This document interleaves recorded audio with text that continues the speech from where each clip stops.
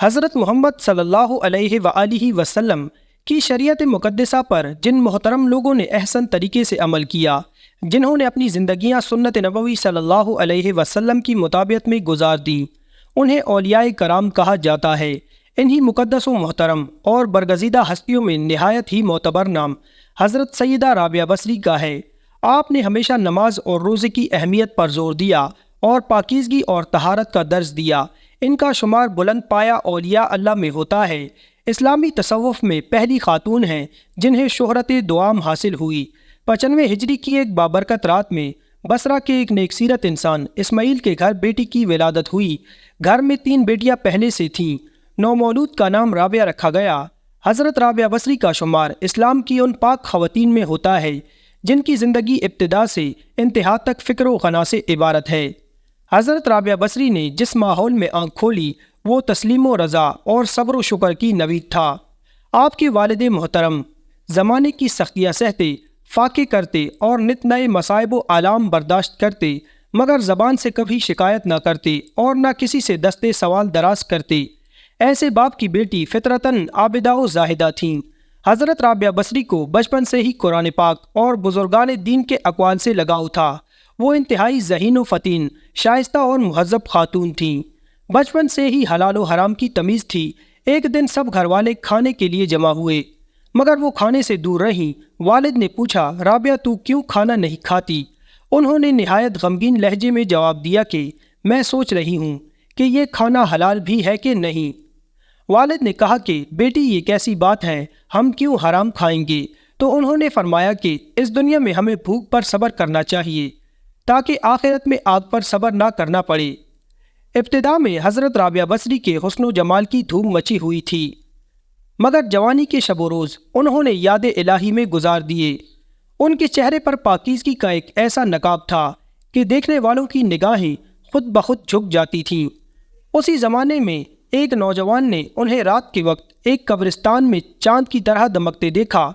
وہ آپ کو کوئی غیر مرئی خیالی مخلوق سمجھ کر بھاگ کھڑا ہوا، لیکن دوسری صبح جب وہی چہرہ اسے بصرے کے ایک بازار میں نظر آیا تو وہ عقل و خرد سے ہاتھ دھو بیٹھا اور رات دن اسی کے تصور میں رہنے لگا۔ آخر دل کے ہاتھوں مجبور ہو گیا تو لوگوں سے پتہ پوچھا۔ حضرت رابعہ بصری کے گھر جا پہنچا۔ روزنامہ امت کے مطابق آپ کہا کرتی تھیں کہ دل کے دروازے ہمیشہ کھلے رکھو، کیا معلوم محبوب کس وقت دستک دے دے، مگر گھر کے دروازے بند ہوں یا کھلے ہوں ان کی دانست میں برابر تھے۔ نوجوان کو خلاف توقع ان کا دروازہ کھلا ہوا ملا۔ اس نے اپنے دل کی دھڑکنوں پر بڑی مشکل سے قابو پایا۔ رات کا وقت تھا، اندر چراغ روشن تھا۔ یہ سوچ کر بے باکی سے اندر داخل ہو گیا کہ حال دل سنا دینے میں کیا حرج ہے، زیادہ سے زیادہ انکار ہی تو ہو جائے گا۔ واپسی کا دروازہ بہرحال کھلا ہوا ہے، لیکن جب وہ اندر پہنچا تو وہاں کوئی نہیں تھا، البتہ چھت سے ایسی پرسوز آواز آ رہی تھی جیسے کوئی زیر لب ہجر کا رونا رو رہا ہو۔ نوجوان تیزی سے زینے چڑھ گیا۔ حضرت رابعہ بصری عشاء کی نماز سے فارغ ہو کر ثنا خوانی کر رہی تھیں۔ پروردگار، ستارے روشن ہو گئے، لوگ سو گئے، بادشاہوں نے دروازے بند کر لیے، ہر محبوب اپنے محبوب سے محوراز و نیاز ہے اور میں تیرے سامنے کھڑی ہوں۔ نوجوان پر سکتہ طاری ہو گیا۔ اسی آسنا میں حضرت رابعہ بصری نے پلٹ کر اسے ایسی قہر آلود نظروں سے دیکھا کہ اس کی زبان گنگ ہو گئی۔ رابعہ نے اس کے قریب آ کر پوچھا، کیا تم مجھ سے شادی کی درخواست کرنے آئے ہو؟ نوجوان نے لرزتے ہوئے ہاتھ سے اپنی زبان کی طرف اشارہ کیا کہ وہ بول نہیں سکتا۔ حضرت رابعہ بصری نے کہا، اس سے پہلے کہ زبان کی طرح تیرا دل بھی چپ ہو جائے، تو جس راستے سے آیا ہے اسی راستے سے لوٹ جا۔ نوجوان صرف آنکھوں سے التجا کر سکتا تھا کہ نیک خاتون، میری گویائے مجھے واپس دے دے، میں تیرے مرتبے سے واقف نہیں تھا، مجھ سے غلطی ہوئی، مجھے معاف کر دے۔ لا علمی ہمیشہ قابل معافی ہوتی ہے۔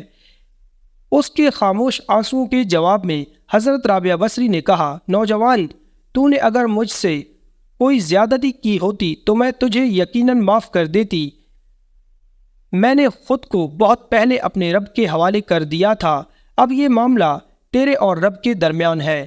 معافی مانگنا ہے تو اس سے مانگ، تو صدقے دل سے توبہ کرنے کا ارادہ کرے تو شاید توبہ کی خاطر تیری زبان کھل جائے۔ یہ کہہ کر وہ نماز کے لیے کھڑی ہو گئیں۔ نوجوان بھی بے اختیار سجدے میں گر گیا۔ وہ رو رہا تھا، نامعلوم کب تک روتا رہا۔ جب اسے ہوش آیا تو زبان کھل چکی تھی اور توبہ توبہ کا ورد کر رہی تھی۔ بصرہ کے بازاروں میں سال ہر سال تک ایک مجذوب گرمی، جاڑے اور برسات سے بے نیاز ہو کر دیوانہ وار توبہ توبہ کے نعرے لگاتا رہا۔ اس کے نعروں سے بصرے کی راتیں گونج اٹھتی تھیں اور بچے سہم کے ماؤں کے سینوں میں دبک جاتے تھے۔ آخر ایک دن وہ مجذوب اچانک ہی کہیں غائب ہو گیا، پھر کبھی اس کا پتہ نہیں چلا۔ وہ مجذوب یہی مذکورہ جوان تھا جو حضرت رابعہ بصری کی بدولت ہی دربار خداوندی میں مقرب ٹھہرا۔